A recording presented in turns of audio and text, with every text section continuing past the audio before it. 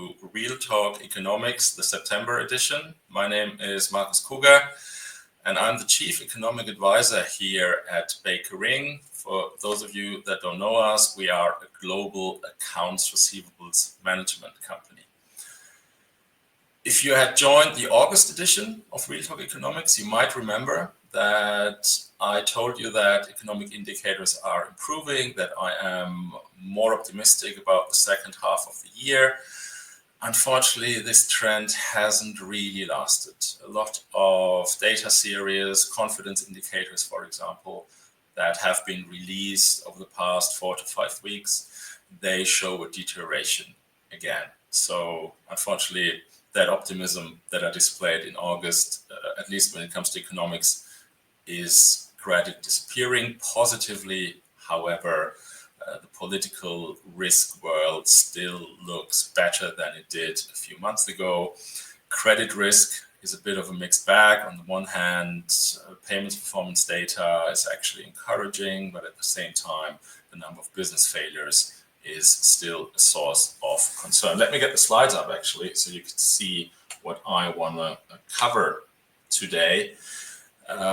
Today, the special topic is the UK. A few months ago, we covered France. Beginning of the year, I talked about Germany.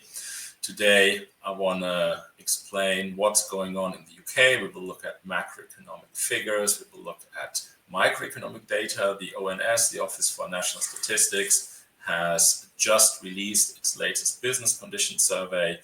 And yeah, generally speaking, things are not looking that good in the UK. And we will come to that towards the end of today's event. The running order is unchanged from previous events. I will talk about macroeconomic conditions first, then geopolitical events, credit risk trends, and again, today the special topic is the UK. If you have questions, please feel free to submit them via the comments function here on LinkedIn, and I will get to them towards the end of today's LinkedIn live event. But let's start with macroeconomic conditions, and I haven't changed many slides because I still think that the story they're telling is still valid. Of course, I've updated them with the most recent developments, and here we can see a chart that looks familiar to those of you that tune in regularly. This is the US dollar exchange rate against the euro, and the dollar is still down. In August, it was down by 5.5% year on year against the euro. Now it's down by 5.4%, so virtually no change here, which basically also explains that markets are still to a certain degree worried about the economic conditions in the US, the economic outlook for the US. The dollar isn't only down against the euro, it is down against other major currencies as well. As a consequence, the real effective exchange rate of the dollar, which is basically a basket of currencies, and then you factor in inflation, that is also down. So the dollar is still comparatively weak, which is good for American companies that want to export, because it increases their international price competitiveness, but it isn't good news for American households and is also impacting on the domestic inflation rate. Looking at the stock market readings, they continue to look good. This is the S&P 500, so the most important American stock-listed companies. You can still see the massive impact that Donald Trump's tariffs announcement had in April. Massive drop in April, but since then the S&P 500 has been rising, and in fact it had reached a new all-time high a few days ago, and in a year-on-year comparison the reading is up by more than 14%. There are other stock markets that have improved even faster, even higher. This is the Hang Seng Index, which is the Hong Kong stock market, and as you can see, massive drop here in April as well. But in a year-on-year comparison, that index is up by more than 44%. So stock markets still continue to improve. That dip in April has long been forgotten. Let's start with the more negative news here in my macroeconomics presentation. And let's start with US consumer confidence. In August, I told you that consumer confidence had risen for the first time in 4 months. But unfortunately, that trend has come to an end already in August. Here we can see the present situation index, which is that darker line, the black, dark blue, navy line, that has moved lower, and the expectations index, which is that light blue line, that has also deteriorated. So in other words, households are skeptical about the current economic conditions, but they're also worried about the next 12 months. And you can see that that expectations index is below 80. You see that yellow line here, that's the 80 points line. And that is highlighted because there is a good statistical correlation between expectations index below 80 and the US falling into recession. It doesn't happen all the time, and I don't think it will happen actually over the next few quarters. I don't think the US will see a recession, but it is obvious that American households are rather downbeat about the 12 months ahead, and that is bad news for the global economy, as the US is by far the biggest economy, and suppressed consumer spending in the US also has an impact on global economic performance. When you look at it, you can see that, of course, the Republican voters, they are still fairly upbeat. The Democratic voters are downbeat, but there's also a spread between age groups. Younger people are generally pessimistic, while older people are generally more optimistic in the US at the moment. But most survey respondents, they mention the uncertainties around tariffs as a negative impact on their expectations. So yeah, in the US, unfortunately, things have deteriorated last month. And this is also something that we're seeing in EU consumer confidence here. This is data from Eurostat. You can see that consumer confidence had hit an all-time low in 2022 during that cost of living crisis. But between mid-2022 and late 2024, consumer confidence had risen. Unfortunately, this trend has now come to a halt, and actually the reverse development has started. Consumer confidence has fallen over the past few quarters, and this trend continued recently. So US consumers more downbeat, EU consumers more downbeat. Not great news for the B2C market, especially when it comes to big ticket items. There's a reluctance to spend on a new car, on anything that is rather expensive. Changing the angle, looking at the business side of things, but it unfortunately doesn't change the story, because businesses have become more pessimistic as well last month. Here we can see the global picture. This is the S&P Global Sector PMI, Purchasing Managers Index. The methodology is quite simple. The range is 0 to 100 points. 100 is the best reading, 0 is the worst reading, 50 is a neutral line. Readings above 50 are good, readings below 50 are bad. Contraction mode below 50, expansion mode above 50. And here we can see 3 very important sub-indices that all roll into the overall PMI. The blue one is the output index, the orange one is the new order inflow index, and the purple one is the employment index. Let's start with output. Output, or the output PMI. So again, we have to be careful. This isn't hard data. This is survey data. This is a purchasing manager being asked by a company, S&P Global in this case, has your output increased? And the survey respondent says, yes, it has increased, or no, it hasn't increased. And it doesn't necessarily have something to do with the hard data that national statistics offices are collecting. But this is survey data. It's very timely. It exists on a monthly basis. And when we look at the output PMI, we can see that out of 21 sectors that are covered in this publication, 13 sectors reported growing output. Unfortunately, that is down from 17 sectors in June. So from June to July, the amount of sectors that had an output index that was above 50 changed from 17 out of 21 to 13 out of 21. By looking at that chart on the left-hand side, we can see that generally service sector companies or the service sector is outperforming manufacturing. This is a global phenomenon. We're seeing that across many markets. And we can also see that by looking at new order inflow. In 5 out of 21 industries, new order inflow was in contraction territory, and all 5 sectors were in the manufacturing sector. So manufacturing companies tend to struggle more than service sector industries. Positively, the current picture is better than half a year ago. Half a year ago, around 50% of all industries, they reported falling new orders. Now it's only a quarter, 5 out of 21. Employment, no clear trend there. Out of 21 sectors, 12 reported employment growth, 9 reported a drop in employment. There are 2 sub-indices that aren't visible here in that chart, and that is input costs and output prices.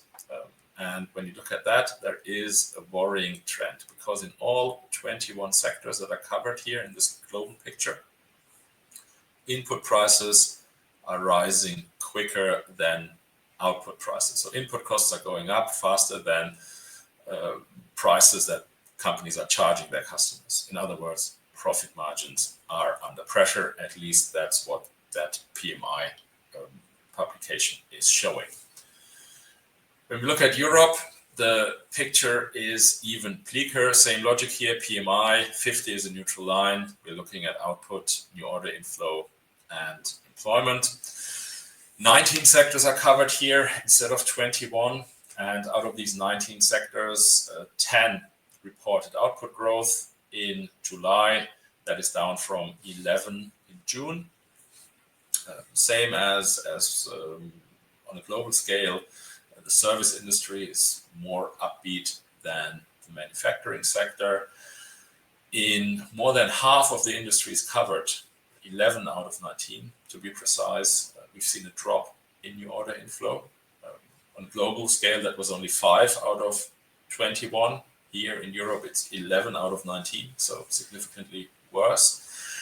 Pharma and the chemical sector, they are particularly vulnerable at the moment. Employment, also weaker, 12 out of 19 sectors, so 2/3. They saw falling employment. Input costs are rising.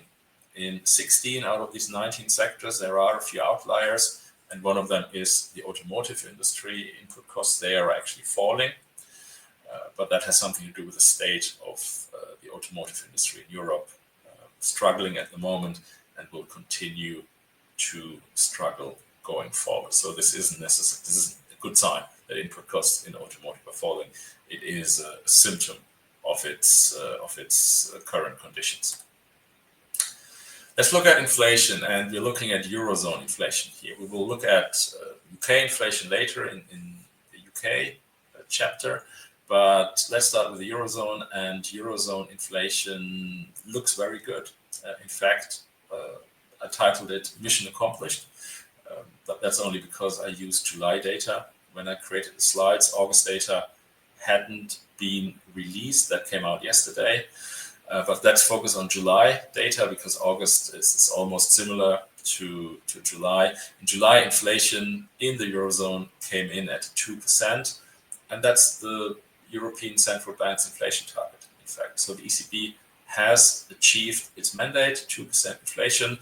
August inflation was a bit higher, increased to 2.1%, but again, it's fairly close to that ECB target. In July, and that's not unusual. In fact, that happens all the time. There was a huge range across sectors. There was a huge spread across geographies. In fact, when we approach the topic from a geographic angle, we can see that inflation in Cyprus was almost non-existent in July, 0.1% inflation. And worst performer was Estonia. In Estonia, inflation stood at 5.6%. Generally, the Central European markets, they display higher inflation than the Nordic countries, the Western European and the Southern European market as well. So the Baltics, higher inflation there. What's driving inflation at the moment? That's a story that I've been telling you for quite some time now. Inflation, not only in the Eurozone, it's a global phenomenon, continues to be service sector driven. Service sector inflation in the Eurozone, 3.2%. Goods inflation, much lower, 0.8%. Energy prices continue to fall. They decreased by 2.4% in July. There are certain product groups, services that still drive inflation. Unprocessed food went up by 5.4% in July. Education went up by 4%. But if you combine all services and all goods into that standardized basket that the ECB is using, you end up with an inflation rate of 2%. So that's good news. Core inflation is a concept that doesn't include unprocessed food, that doesn't include energy prices. It's a bit more resilient. It doesn't respond that quickly because unprocessed food and energy prices, they tend to be volatile. And core inflation in Europe, in the Eurozone, is also fairly low, 2.4% at the moment. US inflation in July, unchanged from June, still 2.6%. It has crept upwards a bit, increased from 2.4% in April to 2.4% in May, now stands at 2.6%. A lot of observers had expected a bigger increase in US inflation. Now these tariffs are brought in. It hasn't happened, but I'm tempted to say it hasn't happened yet. I think inflation will go up in the second half of the year going into 2026. So watch that space. I think inflation in the US is certainly not going to come down. More likely that it will go up. Interest rates, closely connected to the inflation topic. Interest rates continue to fall. Here we can see the Eurozone average, which is the blue line, and we can see the two extremes. Luxembourg has the lowest interest rates. Estonia has the highest interest rates. We're looking at the interest rate in percent per year on corporate loans. And as you can see, since 2023, 2024, interest rates have come down. It's not surprising.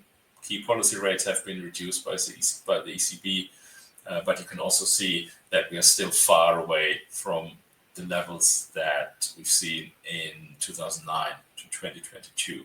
So still a long way to go for interest rate levels until we're back to the readings that we've seen 5 years ago, and I don't think we will get there. I think interest rates will not come down much more, which is bad news for companies because it certainly adds to its cost base. And there is another factor that needs to be monitored, and that is lending conditions. When you look at the bank lending surveys that the ECB has published in Q1 and Q2, you can see that lending conditions have tightened.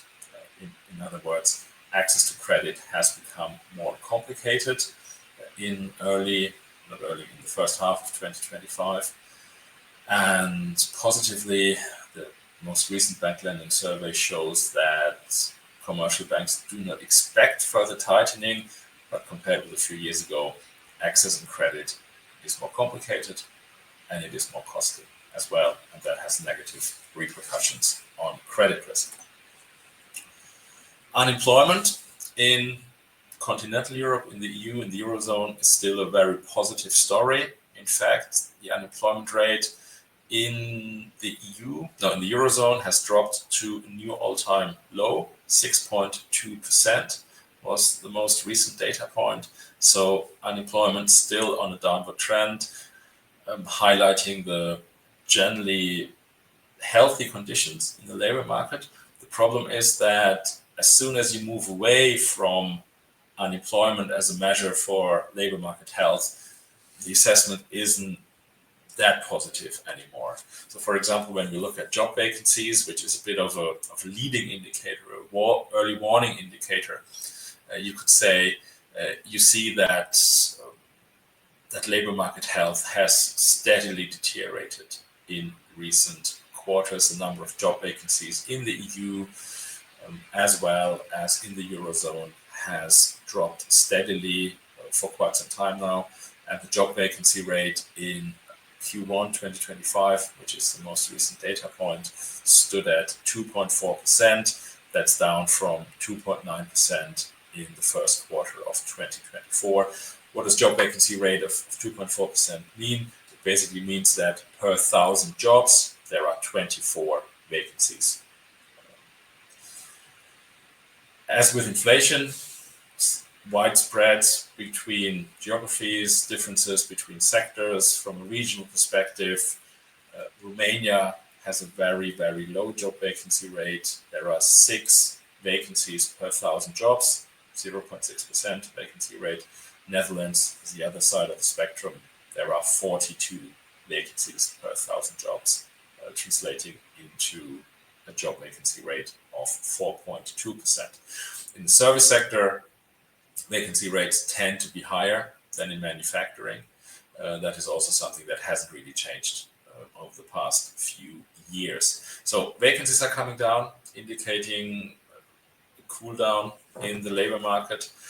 And there's also wage developments that are pointing towards a slower labor market. The ECB wage tracker, the name says it tracks wage developments across the Eurozone, and it also forecasts wage developments. So there are certain assumptions in these models.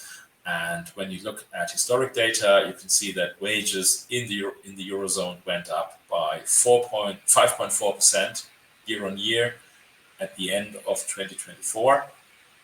And from this fairly high 5.4% in late 2024, wage growth is forecasted to moderate to 1.7% year on year only in Q4 2025. So a significant deterioration in wage growth, a slowdown in wage growth. To a certain degree, that is driven by inflation. Inflation is coming down, so workers do not have to be compensated anymore for losing purchasing power because of high inflation, but it is also driven by the lower number of job vacancies. Power is shifting at the moment from trade unions, from workers to companies again, and that is translating into lower wage growth. Let's look at the most important economic indicator, real GDP growth. And in July, the IMF, the International Monetary Fund, had released an updated version of its World Economic Outlook. And positively, a lot of upward revisions were made. Certain economies, most economies, have seen an upward revision to their real GDP growth forecast, and that translated into a higher global growth forecast. On the left-hand side here in that light blue box, you can see the global growth forecast for 2025 is 3%, next year 3.1%, and that compares favorably against the previous forecast, which was from April. In April, the IMF had forecasted 2.8% growth this year and 3% growth next year from a global perspective. The negative news is that it's still a slowdown from last year, 3.3% growth last year. And there's also a problem with last year's figure. It was already fairly low. 3.3% growth wasn't a positive outlier. It was effectively a very, very disappointing 2024. And despite that recent upward revision, growth is still coming in at a lower rate this year. I said many countries have seen improvements to their growth forecast. The US, China, UK, the Eurozone, they're all expected to grow faster this year compared with the April set of forecasts. The IMF will publish its World Economic Outlook in October again, and that is the major publication. So a lot of effort is being spent on that. And I'm quite curious to see if that optimism that we've seen in July will survive. I still think compared with April, figures will still be higher, but despite that, 2025 will be another year of generally low GDP growth. Let me have a sip of water and then we can talk about geopolitics. Geopolitics is still looking better than it did last month, and we just talked about economic data series. Most of them have deteriorated, unfortunately, compared with early August. Geopolitics continues to improve. For those of you that join regularly, you will recognize the next chart. This is the Economic Policy Uncertainty Index. It still measures keywords in major publications, major economics publications, and you can see it spiked in late 2024, in early 2025. There's a lot of uncertainty around tariffs, but since then that index has moderated again. We can also see that we are not back to the levels that we've seen in 2024 or 2015. It's still a very elevated level compared with its long-term average, but compared with a few months ago, things are looking good. And even compared with last month, the Economic Policy Uncertainty Index has improved. And that is also something that we can see when we analyze the Trade Policy Uncertainty Index. Same logic, we're looking at trade policy related words in newspaper headlines, and all-time high in April when these tariff announcements were made. And since then, it has moved lower. Again, not back to the levels before the Trump administration came into power in January, but compared with April, the situation looks much, much better. Another ingredient into country risk models is supply chain stress, and supply chain stress has also moved lower over the past few months. Shipping costs have normalized. Here we can see the World Container Index captured by Drewry. It's a company that measures shipping costs, and here we can see the cost for shipping a 40-foot equivalent unit, shipping container effectively, from Shanghai to certain ports around the globe. You can see a lot of movement there over the past 12 months or so. There has been a spike during the summer months in shipping costs from Shanghai to the US. That was caused by American companies trying to stockpile goods, trying to beat the incoming tariffs. Supply of containers tends to be rather static. Demand is much more volatile, and because increased demand met stable supply, we had massive increases in shipping costs to the US. Now the situation is much more stable. Tariffs have been brought in, and fingers crossed they won't change overnight. You never know with the US administration at the moment, but trade deals have been in place with a lot of geographies, so that enables companies to plan for the future, and that has also translated into a normalization of shipping costs. Another way to measure supply chain stress is by looking at the Global Supply Chain Pressure Index, which is a concept that the Federal Reserve, so the US Central Bank, had introduced during COVID. And they backdated the series, so you can look at it for the past 20, 30 years. And here we're looking at the past 7 years or so, 8 years. And as you can see, there were massive spikes during COVID. Just no surprise, it was very difficult to get goods from A to B during COVID because of all these lockdowns, especially in China. So it's not a surprise that the 2020 to 2023 period is an outlier, or you can see very high risk levels there. But since then, supply chain stress has moved lower, and the current reading is pretty much in line with its long-term average. It doesn't mean that there is no supply chain stress. There's still an issue with using the Suez Canal because of the civil war in Yemen, which continues. There's still a shortage of logistics workers around the globe, but compared with a few years ago, global supply chain stress is lower and shipping costs have also moderated, which is good news for companies. Next chapter, credit risk. Mixed bag, and we start with the positives. We start with payments performance in Europe, and finally, Dun & Bradstreet has updated its B2B payments performance data. We have received Q2 data, so we can analyze it. But before we look at Q2, maybe let's lay the ground by talking about 2024.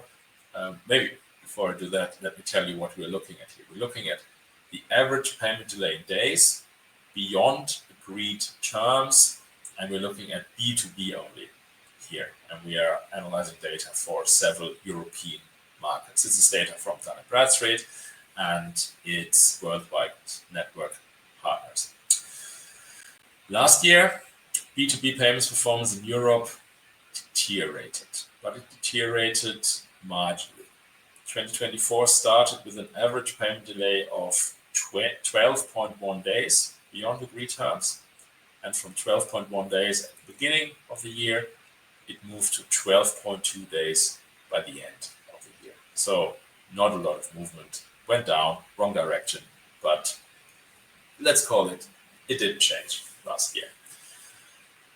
Then Q1 2025 came, and we've actually seen a sizable deterioration in B2B payment performance. The average payment delay increased from 12.2 days to now, or to 12.7 days by the end of the quarter.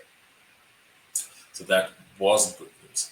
Positively, however, that recently released Q2 data shows an improvement again. So from 12.2 days in January to 12.7 days in March, it has now moved back to 12.3 days in June. So that's a positive story. And another positive story is the UK. I've been working with this data for 15 years, more than 15 years now. And the UK is now ranked third in this table.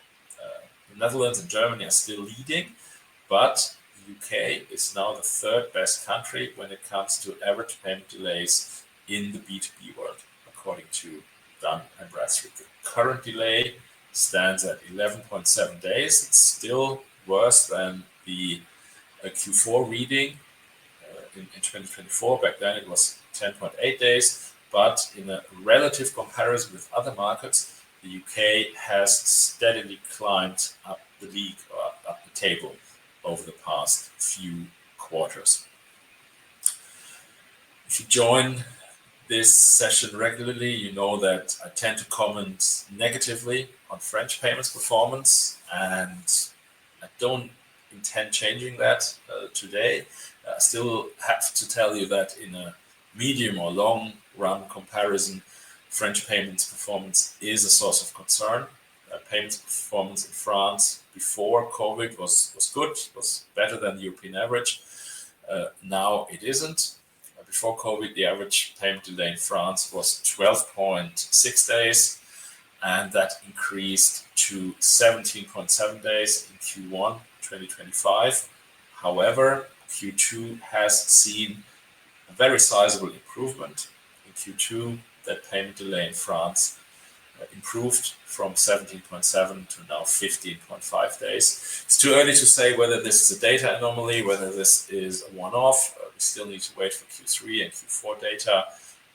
But as I've been very negative about France, I thought I should mention that we've actually seen an improvement in France, and France has overtaken Italy again. So France is no longer the second worst country in this comparison. Although, in fairness, I don't understand what has changed.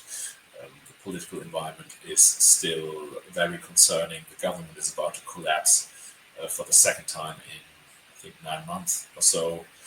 Government debt is still fairly high. No meaningful reforms have been implemented. A lot of structural problems remain unsolved.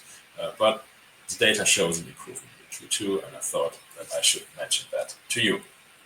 Which brings us to business failures. And here on the left-hand side, we can see the development in England and Wales over the past few years. We've seen an improvement in 2024. Figures decreased by 5%. Number of company insolvencies came down, but it came down from a 30-year high in 2023. So it wasn't difficult to perform better than in 2023.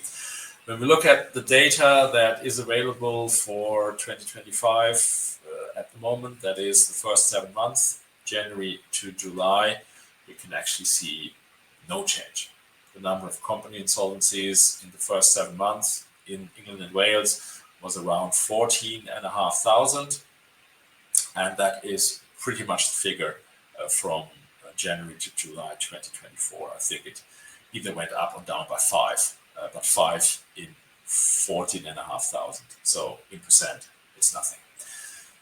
EU, right-hand side of this slide here, 2024 wasn't a good year. We've seen an increase in business failures by 4% on an EU level. The major economies, Germany, France, Italy, they've all seen double-digit increases. In Q1, things looked okay. Figures came down by 1.5% year on year, but unfortunately, this positive trend has come to a halt. In fact, things deteriorated again. A number of business failures increased by 1.8% year on year in Q2, as you can see on that blue line here. And you can also see by looking at the blue line on the right-hand side, insolvency levels, figures are above the pre-COVID readings. They're not only above the lockdown years when they were fairly low because of government support, because of legal changes. We are now in a situation where the number of business failures is above the pre-COVID world as well. Which brings us to the forecasts. This is from Allianz Trade. Allianz is calculating global insolvency index. It has seen increases last year. It has seen an increase in 2023 as well. Of course, there were outliers. For example, England and Wales, the figure moved lower last year, but generally speaking, global insolvency figures, the global trend is a negative one. And in 2024, we've seen a 10% increase in the global insolvency index that Allianz Trade is calculating. And similar to the EU developments I've just talked about, it's not only up against 2023, it is also up against the pre-COVID phase. If you compare the 2024 reading with the 2016 to 2019 average, we are up by around 10 to 15%. So the number of business failures is rising, and it is also rising when we compare it with the pre-COVID years. What's the outlook? Conflicting trends here. On the one hand, interest rates are coming down. I've shown you the chart. Real GDP growth is probably a bit stronger than initially anticipated, which will help. But then lending terms are tight. Interest rates are still higher than a few years ago. So if you're rolling over medium to long-term debt, you end up with higher refinancing costs. Lending conditions are tight. And at the same time, we also have a macroeconomic environment that isn't supportive, and there's a lot of uncertainty.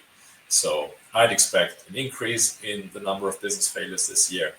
So Allianz Trade's forecast of 6% increase this year and 3% increase next year on a global scale. I think that is a realistic assumption. And on the left-hand side here on the slide, you can see the countries that are the most exposed to these trends. Germany, Brazil, at the top right, they already have fairly high insolvency levels. And from these elevated levels, Allianz Trade expects another deterioration. Another sip of water, and then we talk about the UK. And the reason for why I want to cover the UK today is because the ONS the Office for National Statistics, has just released its latest business condition survey. So There is a lot of microeconomic data available, but before we dive into the microeconomic side of things, let's look at real GDP growth here, because it is actually an area where the UK is still doing all right. We have to be fair here. The real GDP growth in the second quarter of this year came in at 0.3% quarter on quarter. So compared with the first quarter of the year, the British economy increased by 0.3%. Here you can see the past 6 quarters. You can see that 0.3% is not as strong as it was in the first quarter, but equally it's higher than in Q4 last year, it's higher than in Q3 last year, and the British economy grew, which isn't a given when you look across the channel. In continental Europe, there are many economies where growth was either weaker, zero. Some economies, real GDP actually shrunk in Q2, which means these economies are halfway into a recession already. So UK GDP performance is okay at the moment. And when we look at the latest set of IMF forecasts, we can actually see that compared with other G7 economies, macroeconomic performance in the UK is okay. The growth rate last year was 1.1%. That's higher than in the Eurozone. That's much higher than in Germany. Germany contracted. It's much higher than in Italy. So last year was okay. And this year, real GDP growth in the UK will also outperform Eurozone growth. Will outperform Eurozone growth again this year. So compared with the continental European cousins, things look good. But as you can also see, 1.1% growth this year.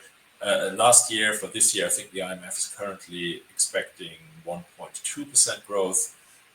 That's not great. It's nowhere near the levels that we've seen 10 years ago, 20 years ago. So we're still in an environment where growth is rather lackluster. It's better than in many other European countries, but it is still not helping businesses, I'd say. Which brings us to the microeconomic side of things. I've told you that real GDP growth is okay, at least when you compare it to other European markets. The microeconomic data, unfortunately, doesn't look good. Let's start with retail sales here. And retail sales have turned positive again. Growth rates have turned positive again in June. That's the dark blue line. But when you use a 3-month moving average, which is something I prefer, to be honest, because monthly data can be highly volatile. If the weather is good, people don't go shopping. If the weather is bad, people don't go shopping. At least that's what retailers keep telling you. They always blame it on the weather. So 3-month moving average is more robust to outliers. And when you look at the 3-month moving average, you can see that this is dipping further. There's also an issue with retail sales at the moment, because you need to be careful if you use values. That's distorted by the high inflation rate that we've seen 2 years ago, 3 years ago. So I'd always recommend using sales volumes. So we are stripping out inflation developments. When we look at monthly sales volumes, they are still down by around 2% compared with pre-COVID. So British households are not buying effectively. They're still buying less than they did before COVID. And that's despite that cost of living crisis having come to an end. But it's not only the retail sector that is suffering, it's also UK manufacturing. And we can see that by looking at industrial production in the UK. Industrial production has been falling since 2021, at least from an annual perspective. Of course, if we are looking at monthly data, at quarterly data, in year-on-year comparisons against the same period in the previous year, you end up with growth rates, occasionally positive growth rates, occasionally. But when you aggregate these monthly figures and quarterly figures into annual data and you compare it against the previous year, you see that industrial production in the UK has been falling since 2021. This isn't necessarily a UK-only phenomenon. We're seeing that in other European markets as well. But then we have that special problem in the United Kingdom, and that's Brexit. Brexit has certainly not helped UK manufacturing. It is very difficult, or it's much more difficult now to sell to the continent compared with the pre-Brexit year. So this is a homemade issue that other markets are not experiencing. Inflation, we talked about it from a Eurozone perspective. Let's have a look at UK data, and it is much worse, to be honest. And it doesn't really depend which data set you're using. You could look at CPI, consumer price inflation. You could look at CPIH, consumer price inflation, plus housing costs. The H stands for housing costs. Both of these data series are on a similar trend. And that trend, unfortunately, is moving away from that 2% target that the Bank of England has. Inflation at the moment in the UK is 4%. It has crept upwards steadily over the past few months. The current reading is the worst reading since January 2024. As you can see, we're still far away from these double-digit figures in 2022, but we're also twice the target rate.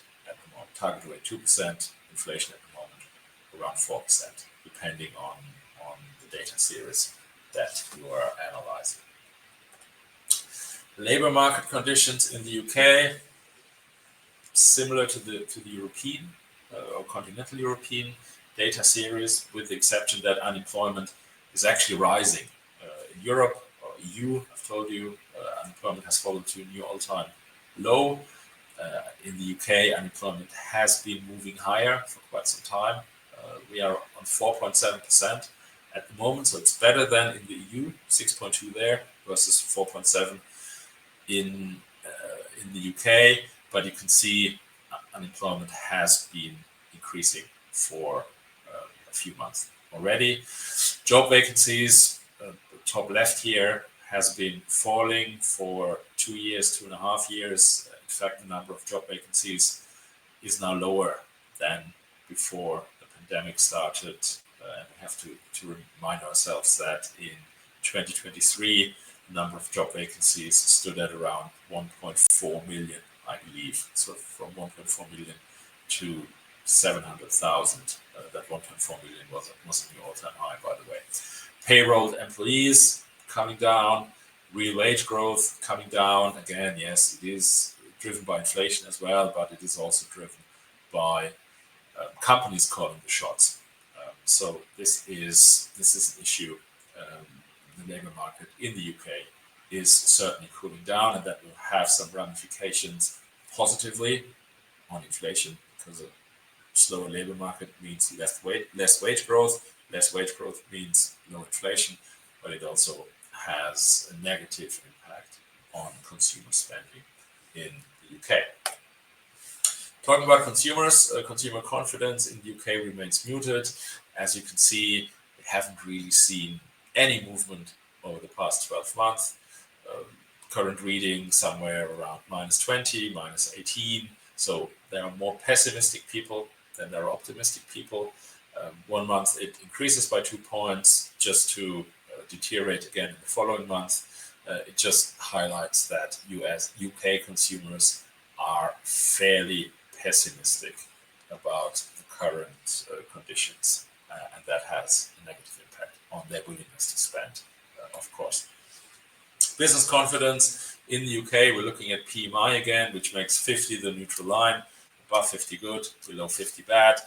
Positively, the service sector is in growth territory. Service sector PMI in July around 52 points, so above 50, but it is down from 53 in June. And there is there's a particular issue with new order inflow in the service sector. The service sector is 80% of British GDP. We shouldn't forget that. The new order inflow in this sector has fallen by the fastest pace since late 2022. There is an issue with input costs, especially labor costs are an issue. We've seen higher national insurance contributions coming in April. The minimum wage has also gone up quite substantially. If you add up the increase this year plus the increase last year, The minimum wage in the UK has increased by 17%, and that is certainly negatively impacting on the labor market as well, especially at the low-skilled end of the market. Construction sector PMI, even worse, 44 points in July, down from 49 points in June, and the current reading is actually the worst reading in 5 years. Manufacturing has also deteriorated from 48 to 47 points. Output hasn't really moved lower, at least that sub-index, but the new order inflow sub-index, that has decreased or deteriorated by one of the fastest speeds seen in the last 24 months. So new order inflow softening in manufacturing, new order inflow collapsing in the service sector. That doesn't bode well for the second half of the year going into 2026. Which brings us to the Business Insight and Conditions survey. It's a publication that the Office for National Statistics has released recently. They do that on an ongoing basis. This one collected data in July, and then they need to publish it. So there's always a bit of a lag, as always, with economic data, but it is fairly up to date. I'd say it's 2 months old. And in this survey, companies are asked questions about their turnover. Has it increased? Has it decreased? They are asked about expectations. Will the future be better than the past? They are asked about the major problems they are facing. And when we look at the turnover question, whether it has increased or decreased over the past month, we can see that in July, 24% of survey respondents, they reported falling turnover. In July, 50% reported stable turnover, and 16 only said that turnover had increased. When companies are asked, what's the biggest problem you're facing at the moment? Economic uncertainty gets the top spot. 25% of survey respondents said that is my biggest problem. And that was followed by the cost of labor and material costs. When focusing on costs only, what's the biggest cost driver at the moment?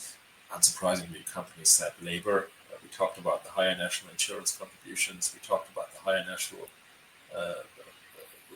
the minimum wage. So that is making labor more expensive, but energy, raw materials, and capital costs, they also featured quite heavily in this survey. When asked about the outlook, that hasn't improved either. At the moment, 18% of all companies, they expect business performance to improve over the next 12 months. 45% expect no change. 16% forecasted deterioration. So it's pretty much the same figure as those that expect a deterioration. 18% expect an improvement. 16% expect deterioration. But the problem is that if you compare it with 12 months ago, you'd see that in mid-2024, only 9% of companies expected things to deteriorate in the 12 months ahead. So, in other words, UK companies have become more pessimistic over the past 12 months. And that is also problematic in terms of business investment, for example. Investment has long been the Achilles heel of the British economy. It's completely unrelated to COVID or to Brexit. This is an issue that has been around for 20 years or so. British companies are not investing enough. And when you look at the latest business investment figures, you can actually see that business investment has fallen by 4% in the second quarter of 2025 compared with the first quarter. In a year-on-year comparison, it's virtually flat. But it means that British companies are not investing, and that doesn't bode well for the future. One word about economic policy uncertainty in the UK. On the one hand, it's a stable government in place, healthy majority in parliament. I'm hesitant to say it's a pro-business party that's governing the UK, but it's certainly a mainstream party. The Labour Party has strong credentials, pro-business credentials. Yes, they've increased certain taxes and certain national insurance contributions. But generally speaking, this is not a government that is hostile to big business or business in general. But nonetheless, they haven't really implemented meaningful pro-business reforms since coming into office last year. When they try to implement painful reforms, the government is stopped by its own parliamentary party, despite its strong majority. So, yeah, at the moment, it seems as if these much-needed reforms, they will not come, unfortunately. When we look at economic policy uncertainty in the UK, we can see that the reading in early 2025 was an all-time high, unlike in other markets and other geographies, but that's only because Brexit in 2016 was much more damaging. We can also see that economic policy uncertainty is high, which brings us back to the lack of business investment at the moment. Companies are just not willing to invest at the moment because they don't know the trajectory of the journey of the government. We will have a new election in 4 years' time. It's a long way to go, but at the moment, Reform UK is leading the polls, which is certainly not helping if you have to plan for the long-term future. So yeah, policy uncertainty will remain an issue in the UK, unfortunately, with negative ramifications or repercussions on the economic world. Key takeaways today. Global outlook probably a bit better than it was a few months ago, but of course there's still a lot of downside risks. Positively, the EU and the UK, they have signed trade deals with the US. So finally, exporters from the EU as well as the UK, they know which tariffs they're facing when they ship to the US. Hopefully, these treaties remain in place for the foreseeable future. That's not a given because of the erratic style of policymaking across the Atlantic, but there's more clarity now than there was 3 months ago.